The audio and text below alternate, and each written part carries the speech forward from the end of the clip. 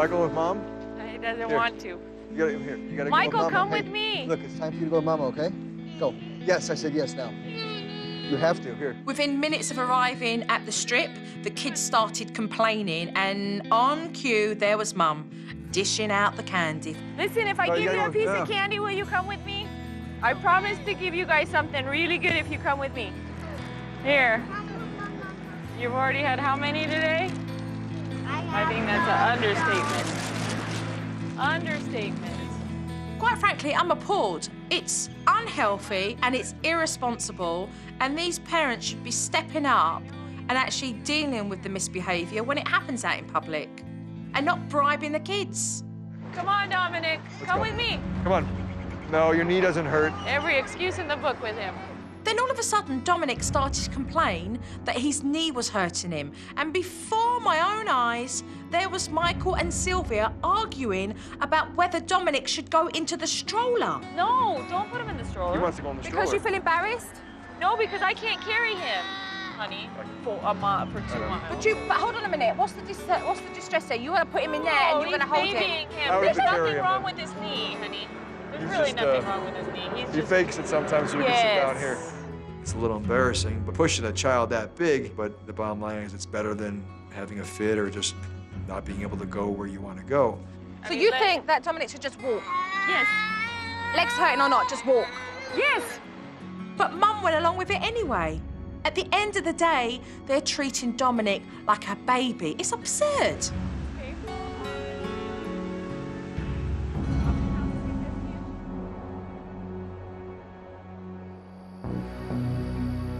So we got back home, and I was thinking to myself, I'm going to observe this family. Oh, no. Michael and Sylvia, they've got other plans for the evening. Let's go. Are you guys ready? Where are you going? To the gym. Like, are you all going or you got a nanny coming in? They have childcare and they have jumping houses and slides. It's 7 o'clock in the evening. These kids are 2, 3, and 5.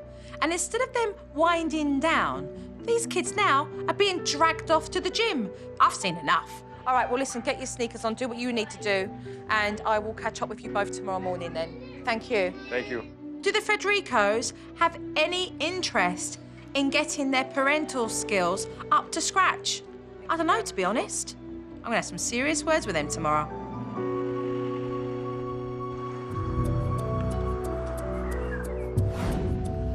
We're getting ready for our sit down with Jo, and I'm a little bit nervous. I'm expecting for her to really let us have it. So what time did we get back from the gym last night? Approximately 8:45, 9 o'clock. So what time did the kids get to bed then? Last night, it was about 9:45. That, to me, is ludicrous. That children would even go to bed that late, knowing they're not going to get their hours sleep in and what's necessary for school and their development. You guys have created for yourselves a lifestyle that doesn't really benefit the kids in fundamentally what's necessary for them. Let's talk about yourself, Michael, and your work, because obviously you work long hours, correct? Correct. So the time that you do have when you're with your family, you want to be meaningful. But if you make choices to then go off to the gym and actually not spend that time with the kids when there is a small window, how does that allow you to develop a relationship with each one of the boys?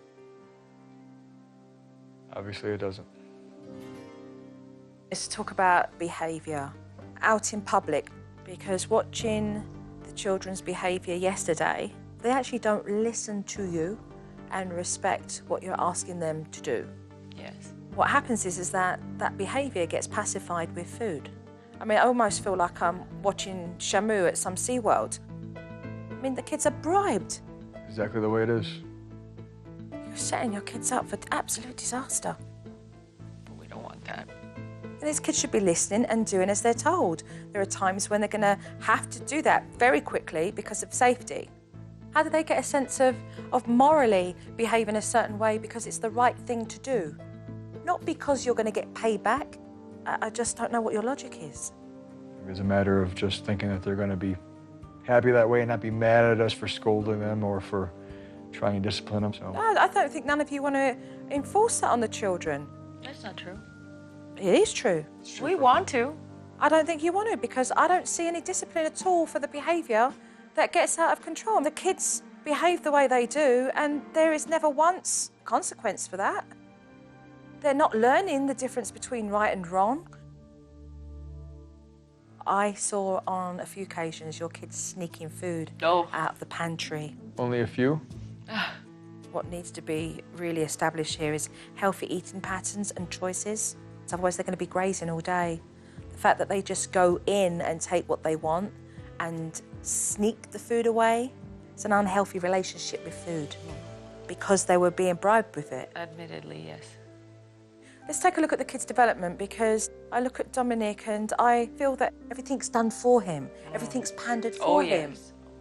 He's not been given any little responsibilities. He needs to grow and to do things and become more self-sufficient, rather than the babyish behaviour that we see from him and the temper tantrums that he has that one would expect from a 2.5, 3-year-old. Yes. You know, at the end of the day, how does he grow up to become capable of doing the things that are necessary for him to thrive? Okay, so are we ready to start some work? Yes. Yeah? Okay, good. We want to do what's best for the boys, and we'll do whatever it takes.